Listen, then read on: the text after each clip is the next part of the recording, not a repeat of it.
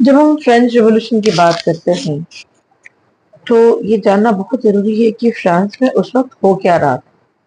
Society में ऐसे ऐसा क्या कुछ हो चला था जिसकी वजह से इतनी बड़ी क्रांति हो गई। तो सबसे पहले समझना जरूरी होगा कि लुई 16 के टाइम में और उसके पहले से फ्रांस की राजनीति में समाज की क्या हिस्सेदारी थी, कौन से समाज की हिस्सेदारी थी। तो पूरा का पूरा फ्रेंच समाज जो था वो तीन भाग में बटा हुआ था। तो कहते हैं थ्री स्टेट। पहला था नोबल, दूसरा था क्लर्जी और थर्ड था थर्ड स्टेट के लोग, जिसके अंदर बिजनेसमैन, क्राफ्टमैन, बड़े बड़े फार्मर्स, पीजेंट्स, शॉपकीपर्स, ये सारे लोग का समावेश था। अब मुद्दा ये था कि इन तीन स्टेट में जो नोबल नोबल थे और जो क्लर्जी क्लास थे, ये बड़े प्रिविलेज क्लास थे। इनके ऊपर किसी तरह का शासन नहीं था।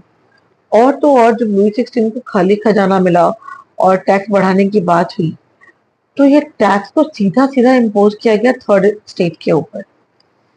थर्ड स्टेट पहले से ही दबा कुचला सा था।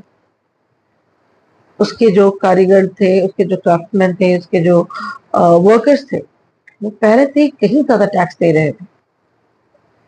उसके बाद जो टैक्स की सीमा बढ़ाई गई और एक मीटिंग कॉल किया गया। सबसे बड़ी बात है कि एक मीटिंग को कॉल किया गया जिसमें क्लर्जी, नोबल और थर्ड स्टेट के लोग शामिल होंगे। लेकिन बड़ा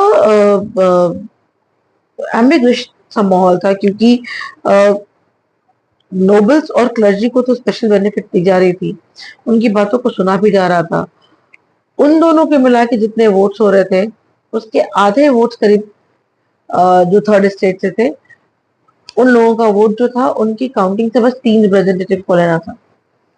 ये बात थर्ड स्टेट वालों को बहुत नागवार गुजरी और वो उसी वक्त वहां से मार्च कर गए एक टेनिस कोर्ट की तरफ, और उन्होंने वहीं पे एक ओथ लिया जिसको पूरा world tennis court oath history के नाम से जानता है, कि जब तक उनकी बात को सुना नहीं जाएगा या वो एक कोई कॉन्क्रीट डिसीजन पर नहीं पहुंचते हैं, वो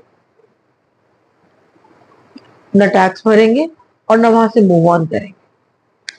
तो फ्रेंच रिवॉल्यूशन के अंदर इतनी सारी घटनाएं हैं, एक पूरा सीरीज है। उन सीरीज को जोड़ के बनता है हमारा फ्रेंच रिवॉल्यूशन।